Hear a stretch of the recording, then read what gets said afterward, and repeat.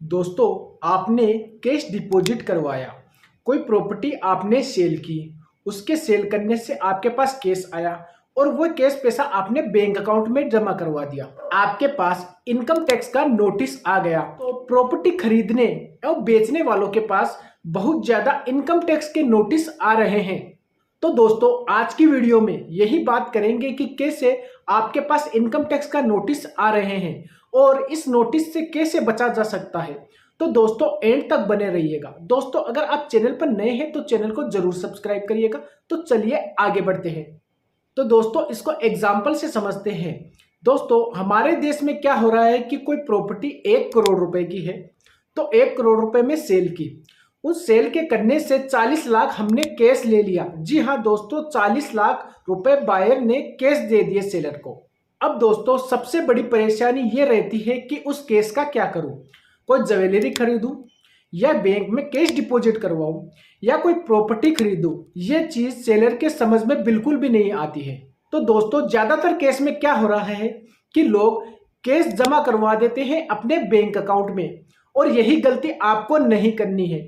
ज्यादातर केस में यही होता है, लोग कैश जमा करवा रहे हैं अपने बैंक अकाउंट में। तो दोस्तों, पहली बात तो यह है कि आपको कैश को लेना ही नहीं चाहिए। अगर आपने कैश को ले भी लिया तो आप उसको बैंक अकाउंट में क्यों जमा करा रहे हो, क्यों इनकम टैक्स की नजर में आ रहे हो। तो दोस्तों, इनकम टैक्स का एक प्रोविजन है, अगर आपके अकाउंट में कुछ क्रेडिट हुआ या आपने कैश डिपॉजिट करवाया और इनकम टैक्स ने आपको शक की निगाह से देख लिया, जी हाँ दोस्तों, इनकम टैक्स डिपार्टमेंट को आप पर शक हो गया, तो इनकम टैक्स डिपार्टमेंट आपसे जवाब मांगेगा कि ये केस आपके पास कहां से आया जो आपने जमा करवाया है। तब आप क्या जवाब दोगे।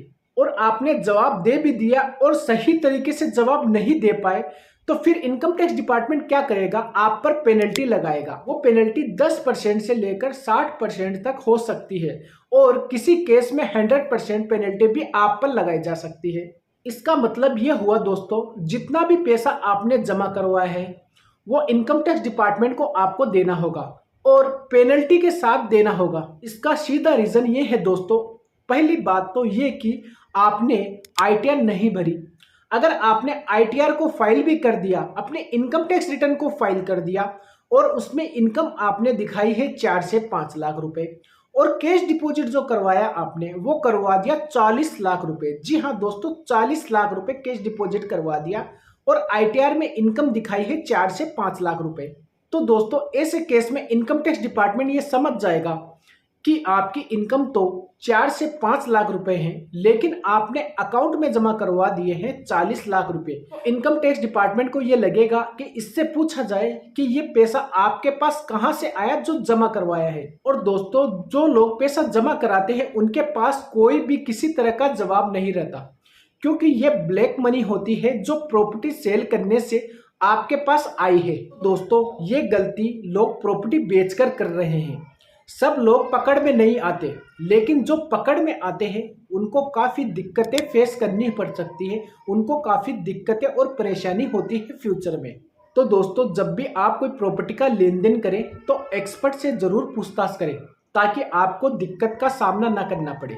अब दोस्तों, ये तो हमको मालूम चल गया कि इनकम टैक्स डिपार्टमेंट को शक कैसे होता है, लेकिन अगर आप अपनी इनकम टैक्स रिटर्न को सही तरीके से फाइल नहीं करते, तब भी आपके पास इनकम टैक्स का नोटिस आ सकता है।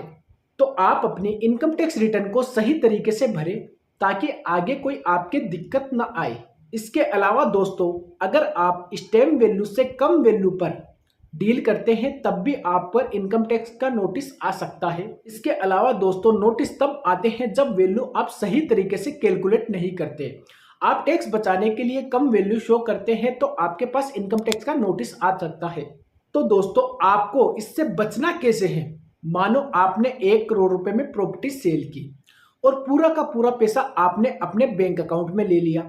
अब आपके अकाउंट में प्रॉपर्टी बेचने से पैसा आया है तो आपको कैपिटल गेन टैक्स देना पड़ेगा। अब आपने क्या किया कि आपको एक और प्रॉपर्टी खरीदनी है। मानो आपका कैपिटल गेन टैक्स बना 50 लाख रुपए का, और आपने 50 लाख रुपए की दूसरी प्रॉपर्टी खरीद ली जो बैंक में आपके पैसे आए थे प्रॉपर्टी बेचने से। तो एक और प्रॉपर्टी खरीदने से आपको टैक्स कुछ भी नहीं लगेगा, आपका जीरो कैपिटल गेन टैक्स बनेगा, यानी कि एग्जेम्प्ट हो जाएगा। आपको कोई भी टैक्स नहीं जमा कराना पड़ेगा। तो दोस्तों फिर आप क्यों कैश के चक्कर में पड़ते हो? अगर सेलर को नई प्रॉपर्टी खरीदनी है तो फिर वो कैश को एक्सेप्ट ना करे। जी हाँ दोस्तों, कैश एक्सेप्ट ना करे। आई होप दोस्तों ये वीडियो आपके लिए जरूर हेल्पफुल रही होगी।